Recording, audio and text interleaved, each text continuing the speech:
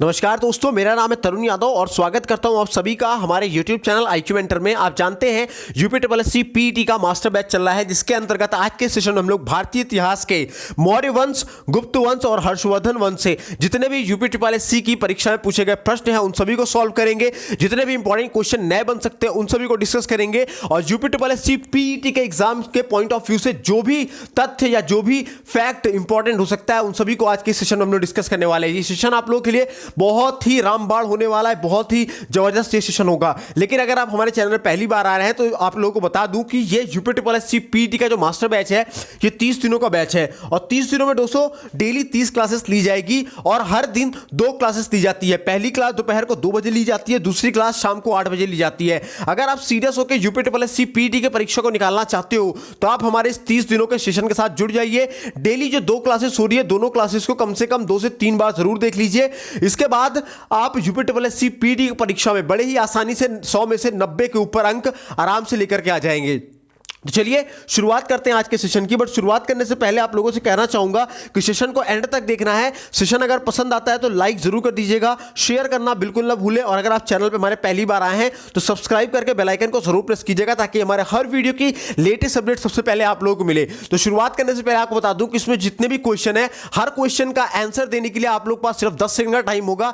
Chat section में आप सभी लोगों को आंसर देना है, विद इन 10 सेकंड सभी लोगों को आंसर करना है। तो चलिए शुरुआत करते हैं आज के सेशन की। शुरुआत करेंगे मौर्य वंश से, ठीक है ना। और आप पीटी का सिलेबस अगर आप लोगों ने रीड किया हो, एक बार भी अगर पीटी का सिलेबस आप लोगों ने देखा होगा तो आप लोगों ने पढ़ा होगा कि मौर्य वंश के अंतर्गत सम्राट अशोक से ही प्रश्न बनेंगे केवल। तो इसीलिए मौर्य वंश के अंतर्गत सम्राट अशोक से हमने भी क्वेश्चन उठाया क्योंकि यह वीडियो पूरी तरीके से यूपीएससी पीईटी की परीक्षा पर बेस्ड होगा। चलिए शुरुआत करते हैं। हमारा आज का पहला क्वेश्चन कहता है मेगास्थनीज जिन्होंने भारत के बारे में प्रसिद्ध ग्रंथ इंडिका लिखी है वो मूल रूप से किस देश के निवासी थे? 4 ऑप्शन दिया गया, पुर्तगाल के थे, ग्रीस के थे, मिस्र के थे या तुर्की के थे। जल्दी से बताना है सभी लोगों को आंसर, 10 सेकंड का टाइम है आप लोगों के पास। मेगास्थनीज जिन्होंने भारत के बारे में प्रसिद्ध ग्रंथ इंडिका लिखी है वह मूल रूप से किस देश के थे? जल्दी से बताना है सभी लोगों को आंसर, जल्दी से फटाफट सभी लोग इसका आंसर बताएंगे। बिल्कुल ऑप्शन नंबर 20 क्वेश्चन का राइट आंसर हो जाएगा ग्रीस के। जहां दोस्तों मेगास्थनीज मूलतः ग्रीस के निवासी थे और ग्रीस को ही दोस्तों हम लोग यूनान के नाम से जाना करते हैं और ये सेल्यूकस निकेटर के राजदूत थे और मेगास्थनीज सम्राट चंद्रगुप्त मौर्य के समय में भारत आए थे, ठीक है ना। और दोस्तों मेगास्थनीज की प्रसिद्ध पुस्तक का नाम इंडिका है। क्या है? इंडिका है। तो ये तीनों पॉइंट को बहुत ही अच्छे तरीके से याद कर लीजिएगा, ठीक है ना, कि मेगास्थनीज यूनान का निवासी था यानी ग्रीस का निवासी था और सेल्यूकस निकेटर का राजदूत था और मेगास्थनीज दोस्तों सम्राट चंद्रगुप्त मौर्य के समय में भारत आया था और इसने एक पुस्तक लिखी है जिसका नाम इंडिका है। तीनों ही पॉइंट को बहुत ही अच्छी तरीके से याद करिएगा, तीनों पॉइंट से कुछ भी क्वेश्चन बन सकता है। तो इस क्वेश्चन का ऑप्शन नंबर बी राइट हो जाएगा। अब चलिए बढ़ते हमारे नेक्स्ट क्वेश्चन तरफ। नेक्स्ट क्वेश्चन हमारा क्या कहता है आइए देखते हैं। नेक्स्ट क्वेश्चन है विशाख दत्त द्वारा लिखित मुद्रा राक्षस कौन सी भाषा में लिखी गई है? 4 ऑप्शन दिया गया, तमिल भाषा में, पाली भाषा में, संस्कृत भाषा में या हिंदी भाषा में। क्या है क्वेश्चन? विशाख दत्त के द्वारा लिखित मुद्रा राक्षस कौन सी भाषा में लिखी गई है? फटाफट से आंसर दीजिए, 10 सेकंड का टाइम है आप लोगों के पास, जल्दी से आंसर दीजिए सभी लोग इसका। फटाफट से सभी लोग का आंसर देना है, फटाफट से जल्दी से सभी लोग इसका आंसर करिए। बिल्कुल ऑप्शन नंबर सी जो हो जाएगा वो राइट आंसर हो जाएगा संस्कृत में। जी हां दोस्तों, विशाख दत्त के द्वारा रचित मुद्रा राक्षस संस्कृत भाषा का एक नाटक है और इसकी रचना 4वीं शताब्दी के उत्तरार्ध में और 5वीं शताब्दी के पूर्वार्ध में की गई है और दोस्तों इसे हिंदी में ट्रांसलेट करने का श्रेय भारतेंदु हरिश्चंद्र को प्राप्त है, ठीक है ना। और दोस्तों ये जो ग्रंथ है मुद्रा राक्षस, इस ग्रंथ से समुद्रगुप्त मौर्य के विषय में हमें विस्तृत सूचना मिला करती है और दोस्तों ये नाटक में चंद्रगुप्त मौर्य को वृषल तथा कुलहीन कहा गया है, ठीक है ना। और दोस्तों जो एक घुंडीराज थे, घुंडीराज ने इस मुद्रा राक्षस पर टीका लिखा है। टीका का मतलब होता है एक तरीके का कमेंट्स लिखना, ठीक है ना। तो घुंडीराज ने मुद्रा राक्षस पर टीका भी लिखा है। तो इस क्वेश्चन का ऑप्शन नंबर सी जो हो जाएगा वो आपका राइट आंसर हो जाएगा। चलिए अब नेक्स्ट क्वेश्चन तरफ बढ़ते हैं। नेक्स्ट क्वेश्चन देखते हैं हमारा क्या कह रहा है। सम्राट अशोक का कौन सा शिलालेख कलिंग पर उनकी विजय का उल्लेख करता है? सम्राट अशोक का कौन सा शिलालेख कलिंग पर उनकी विजय का उल्लेख करता है? चार ऑप्शन है, प्रथम शिलालेख, चौथा शिलालेख, 10वां शिलालेख या 13वां शिलालेख। 10 सेकंड का टाइम है, आंसर जल्दी बताइएगा सभी लोग, फटाफट से आंसर दीजिएगा सभी लोग।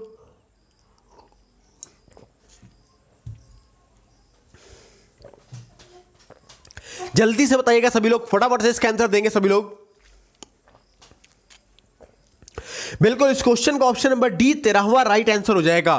ऑप्शन नंबर डी 13वां राइट आंसर हो जाएगा। जी हां दोस्तों, कलिंग युद्ध तथा उसके परिणामों के विषय में अशोक के 13वें शिलालेख से इसके बारे में विस्तृत सूचना हमें मिला करती है। दोस्तों, अशोक ने अपने राज्याभिषेक के 8 वर्ष के बाद, यानी कि 261 ईसा पूर्व में, कब? 261 ईसा पूर्व में। तो मतलब अशोक ने अपने राज्याभिषेक के 8 वर्ष के बाद कलिंग पर आक्रमण किया था, ठीक है ना। और कलिंग पर विजय पाने के बाद, ठीक है ना, इसने अपने प्रशासनिक केंद्र को 2 भागों में बांट दिए। कितने भागों में बांटे? 2 भागों में बांटे। जो पहला भाग था उसको हमने बोला उत्तरी केंद्र और दूसरे भाग को हमने बोला दक्षिणी केंद्र। जो दोस्तों उत्तरी केंद्र था इसकी राजधानी तोसली थी और जो दक्षिणी केंद्र था इसकी राजधानी जौगढ़ थी। क्या थी? जौगढ़ थी। इसलिए इस क्वेश्चन का ऑप्शन नंबर जो डी हो जाएगा वो राइट आंसर हो जाएगा। तो चलिए अब बढ़ते हमारे नेक्स्ट क्वेश्चन तरफ। नेक्स्ट क्वेश्चन देखते हमारा क्या कह रहा है। नेक्स्ट क्वेश्चन है, अशोक के आक्रमण के दौरान कलिंग की राजधानी कौन सी थी? क्या है क्वेश्चन? अशोक के आक्रमण के दौरान कलिंग की राजधानी कौन सी थी? 4 ऑप्शन है, तक्षशिला थी, पाटलिपुत्र थी, उज्जैन थी या तोसली थी। ठीक है ना, कलिंग का मतलब पूर्वी प्रांत से यहां पे, ठीक है ना। तो जल्दी से बताइएगा इसके अंदर सभी लोग, फटाफट से, 10 सेकंड का टाइम है, फटाफट से आंसर दीजिएगा सभी लोग। जल्दी से सभी लोग इसका आंसर देंगे। बिल्कुल, इस क्वेश्चन का ऑप्शन नंबर डी जो जाएगा वो राइट आंसर हो जाएगा, तोसली। जी हां दोस्तों, अशोक के आक्रमण के दौरान कलिंग की राजधानी तोसली थी। और तोसली दोस्तों कहां पे है? तो उड़ीसा में है, याद रखिएगा। तोसली कहां पे है? तो मैं लिख दे रहा हूं यहां पे, उड़ीसा में है। तोसली आपका उड़ीसा में है। तो इस क्वेश्चन का ऑप्शन नंबर डी राइट हो जाएगा। अब आइए बढ़ते हमारे नेक्स्ट क्वेश्चन तरफ। नेक्स्ट क्वेश्चन देखते हमारा क्या कह रहा है। निम्नलिखित में से कौन सा अशोक के साम्राज्य अधीन नहीं था?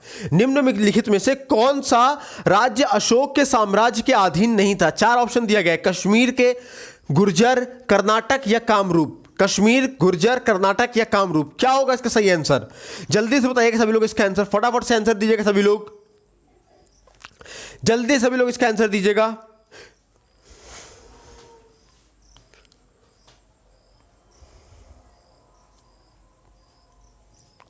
फटाफट सभी लोग इसका आंसर दीजिएगा, जल्दी से, जल्दी इसका आंसर सभी लोग दीजिए।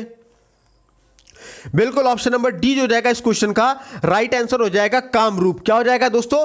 इस ऑप्शन नंबर डी जो जाएगा ये सही आंसर हो जाएगा, इसको कामरूप हम लोग बोला करते हैं, ठीक है ना, ऑप्शन नंबर डी। उसके बाद आइए बढ़ते हमारे नेक्स्ट क्वेश्चन तरफ। नेक्स्ट क्वेश्चन हमारा देखते हैं क्या कह रहा है। अशोक के कौन से शिलालेख में ब्राह्मी लिपि का प्रयोग नहीं किया गया था?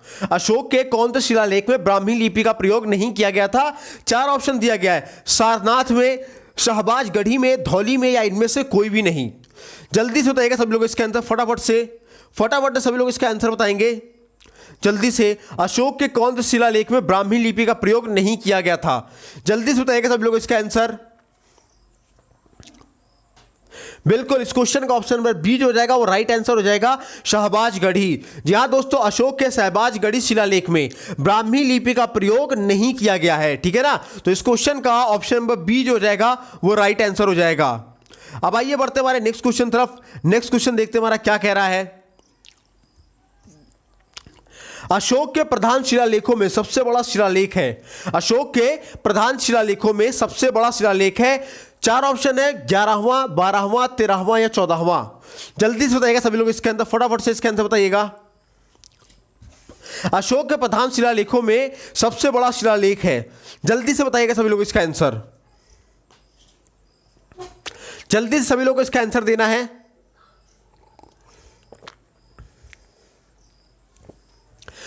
फटाफट से आंसर देंगे सभी लोग। बिल्कुल ऑप्शन नंबर सी जो हो जाएगा 13वां, ये राइट आंसर हो जाएगा। ऑप्शन नंबर सी 13वां राइट आंसर हो जाएगा। जी हाँ दोस्तों, अशोक के प्रधान शिलालेखों में 13वां शिलालेख जो है वो सबसे बड़ा है और इस 13वें शिलालेख में अशोक के कलिंग विजय का वर्णन है और इसकी तुलना में धम्म विजय को अधिक महत्वपूर्ण बताया गया है। तो इसलिए इस क्वेश्चन का ऑप्शन नंबर 13 जो हो जाएगा वो राइट आंसर हो जाएगा, मतलब कि ऑप्शन नंबर सी जो हो जाएगा वो राइट आंसर हो जाएगा। चलिए अब बढ़ते हमारे नेक्स्ट क्वेश्चन तरफ। नेक्स्ट क्वेश्चन देखते हैं हमारा क्या कह रहा है। नेक्स्ट क्वेश्चन है, निम्नलिखित में से मौर्य कला का सर्वोत्तम प्रतिमान कौन सा है? निम्नलिखित में से मौर्य कला का सर्वोत्तम प्रतिमान कौन सा है? चार ऑप्शन है, स्तंभ है, स्तूप है, चैत्य है या बारादरी है। क्या होगा सही आंसर इसका? जल्दी से बताइएगा सभी लोग, जल्दी से बताइएगा सभी लोग इसका आंसर फटाफट से, जल्दी सभी लोग इसका आंसर बताइएगा। बिल्कुल ऑप्शन नंबर ए जो हो जाएगा वो राइट आंसर हो जाएगा। जी हां दोस्तों, मौर्य कला का सर्वोत्तम प्रतिमान स्तंभों को माना जाता है। क्या? सर्वोत्तम प्रतिमान स्तंभों को माना जाता है जिनमें अशोक के द्वारा धम्म के प्रचार हेतु स्थापित कराए गए एकाश्मक स्तंभ विशेष रूप से उल्लेखनीय है। इसके अलावा अशोक के एकाश्मक स्तंभों में से या एकाश्मक स्तंभों का सर्व उत्कृष्ट नमूना सारनाथ का सिंह या स्तंभ शीर्ष है। ठीक है ना, सिंह स्तंभ शीर्ष है, वो जो 4 एम्बलम जहां पे है वाराणसी के सारनाथ में, जिसको हम लोग अशोक पिलर के नाम से भी जाना करते हैं। ठीक है ना, इस क्वेश्चन का ऑप्शन नंबर ए जो जाएगा वो राइट आंसर हो जाएगा। चलिए अब बढ़ते हमारे नेक्स्ट क्वेश्चन तरफ। नेक्स्ट क्वेश्चन हमारा देखते हैं क्या कह रहा है। अशोक का सिंह चतुर्मुख स्तंभ डैश एक स्तंभ पर था। अशोक का सिंह चतुर्मुख स्तंभ शीर्ष एक स्तंभ पर था। चार ऑप्शन है, कन्नौज, गौतम बुद्ध नगर, संभल या सारनाथ। बहुत ही आसान सा क्वेश्चन है, जल्दी बताना है। अशोक का सिंह चतुर्मुख स्तंभ शीर्ष डैश एक स्तंभ पर था। जल्दी बताइएगा इसका सही आंसर क्या होगा, फटाफट से सभी लोग इसका आंसर बताइएगा।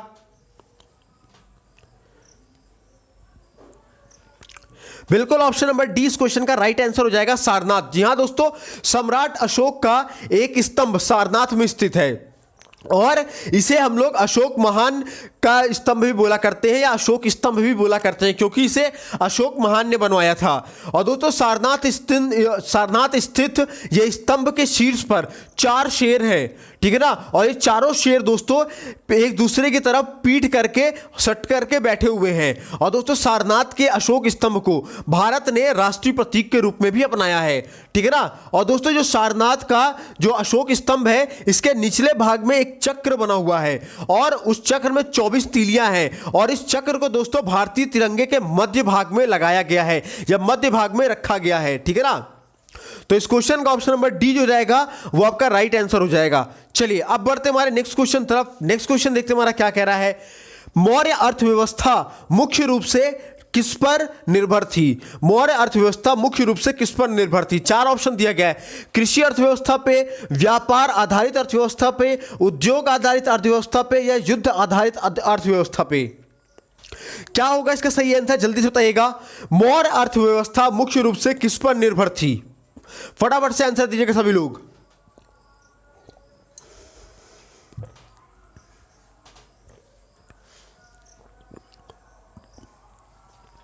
बिल्कुल ऑप्शन नंबर ए जो जाएगा वो राइट आंसर हो जाएगा, कृषि अर्थव्यवस्था पे। जी हां दोस्तों, मौर्य अर्थव्यवस्था मुख्य रूप से कृषि अर्थव्यवस्था थी। ठीक है ना, और यहां पे जो भूमि कर लिया जाता था, जो टैक्स दिया जाता था, उसको हम लोग भाग कहते थे। क्या बोलते थे?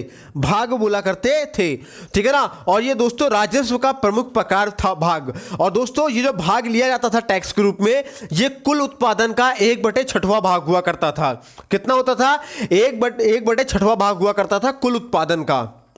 ठीक है, तो इस क्वेश्चन का ऑप्शन नंबर ए जो जाएगा वो आपका राइट आंसर हो जाएगा। चलिए अब बढ़ते हमारे नेक्स्ट क्वेश्चन तरफ। नेक्स्ट क्वेश्चन देखते हैं हमारा क्या कह रहा है।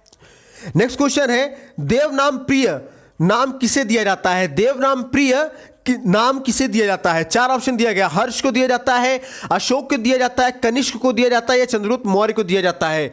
जल्दी से बताइएगा सभी लोग, इसका आंसर फटाफट से दीजिएगा। देवनाम प्रिय नाम किसे दिया जाता है? जल्दी से बताना है सभी लोगों का आंसर, आप लोगों को फटाफट से इसका आंसर बताइएगा सभी लोग। जल्दी से आंसर बताइए सभी लोग, इसका जल्दी से बताइएगा सभी लोग इसका आंसर। बिल्कुल ऑप्शन नंबर बी जो हो जाएगा वो राइट आंसर हो जाएगा अशोक। जी हाँ दोस्तों, देव नाम प्रिय मौर्य शासक अशोक को कहा जाता है, ठीक है ना। अच्छा, अशोक को देव नाम प्रिय के अलावा और भी अन्य नामों से जाना जाता है, ठीक है ना। अन्य नाम में क्या है, प्रियदर्शिस है, ठीक है ना। अशोक को देव नाम प्रिय के नाम से भी जाना जाता है और इसके अलावा प्रियदर्शिस के नाम से भी जाना जाता है, ठीक है ना। और दोस्तों अशोक का नाम मास्की, गुर्जरा, नेतूर, उद्गेलम के अभिलेखों से मिला करता है, ठीक है ना। और दोस्तों अशोक को धम्म नीति एवं कलिंग युद्ध के लिए विशेष तौर पे हम लोग जाना करते हैं, ठीक है ना। तो इस क्वेश्चन का ऑप्शन नंबर बी जो हो जाएगा वो राइट आंसर हो जाएगा, क्योंकि देव नाम प्रिय के नाम से अशोक को हम लोग जानते हैं, ठीक है। तो option number B right answer होगा इसका। चलिए अब हम लोग सॉल्व करेंगे गुप्त वंश से पूछे गए प्रश्नों को, ठीक है ना। गुप्त वंश के अंतर्गत समुद्रगुप्त और चंद्रगुप्त सेकंड के क्वेश्चंस को हम लोग सॉल्व करेंगे, क्योंकि आपके पीटी के सिलेबस में यही दिया हुआ है, ठीक है। तो चलिए देखते हैं हमारा पहला क्वेश्चन। पहला क्वेश्चन है, खगोल विद्वान वराह मिहिर और कवि कालिदास किसके दरबार का हिस्सा थे। चार ऑप्शन दिया गया, विक्रमादित्य के, बिंबिसार के, बिंदुसार के या पृथ्वीराज चौहान के। जल्दी से बताइएगा इसका आंसर सभी लोग। खगोल विद्वान वराह मिहिर और कवि कालिदास किसके दरबार का हिस्सा थे, जल्दी से बताइएगा सभी लोग इसका आंसर। फटाफट से आंसर बताइएगा, 10 सेकंड का टाइम है सभी लोगों के पास, जल्दी से आंसर बताएंगे।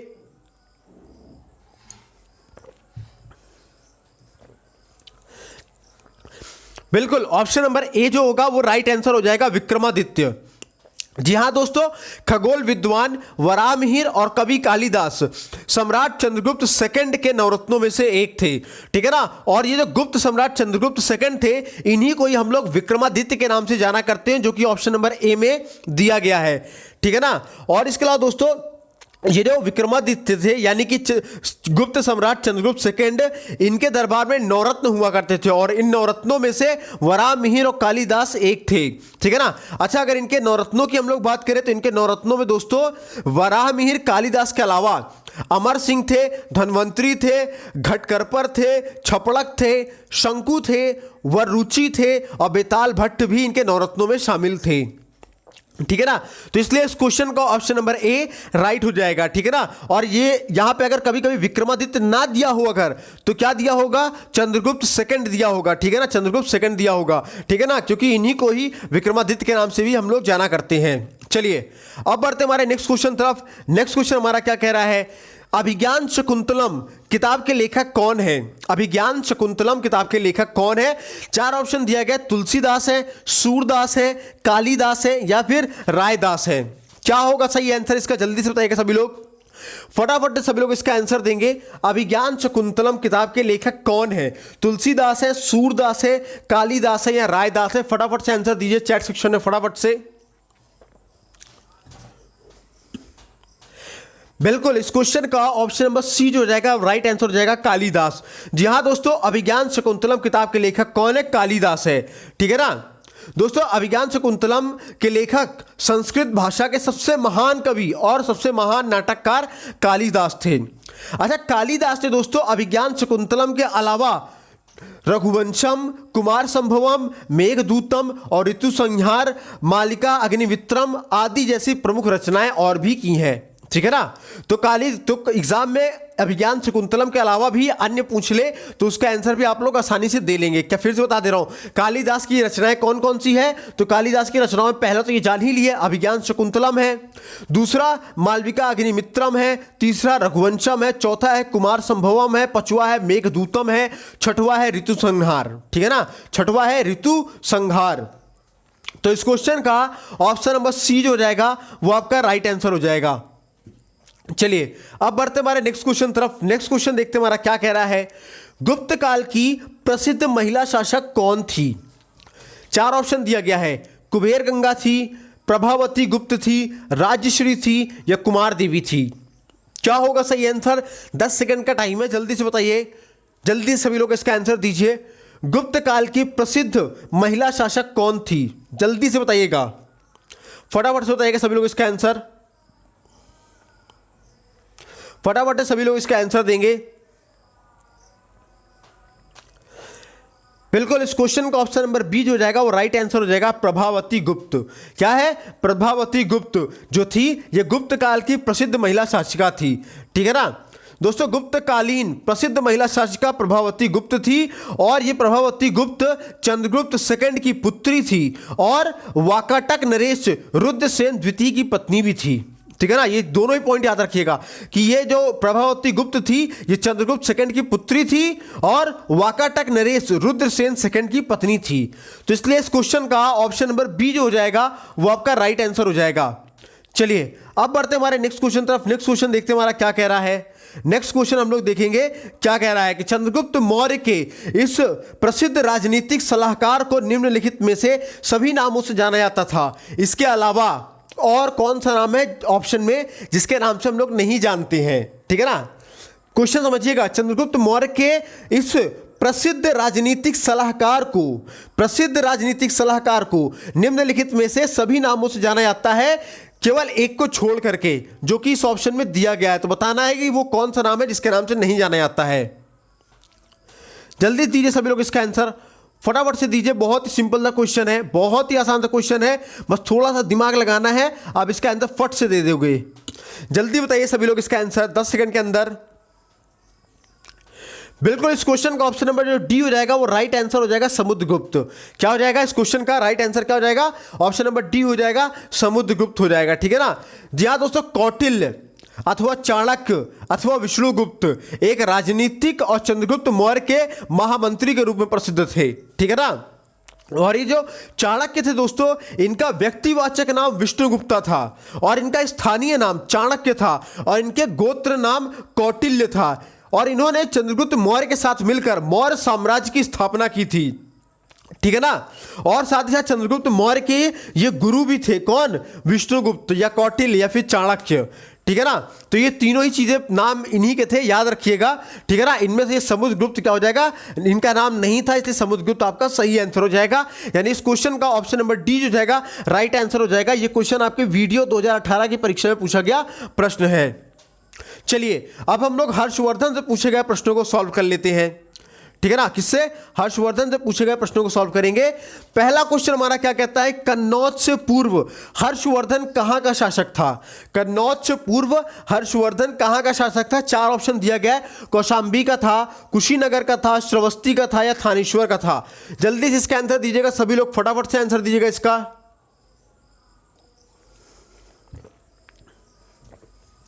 जल्दी से बताइएगा इसका आंसर सभी लोग।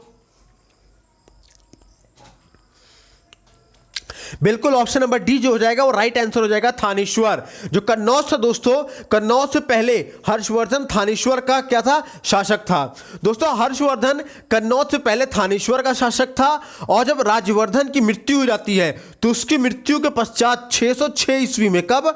606 ईस्वी में हर्षवर्धन थानेश्वर की गद्दी पर बैठा और जब यह हर्षवर्धन थानेश्वर की गद्दी बैठता है तो उस समय इसकी आयु मात्र 16 वर्ष की थी। कितने वर्ष की थी? 16 वर्ष की थी। ठीक है ना, और हर्ष के शासन काल में ही चीनी यात्री ह्वेनसांग भारत आया था। ठीक है ना, और ये क्वेश्चन कई बार बना है कि ह्वेनसांग किसके शासन काल में भारत आया था?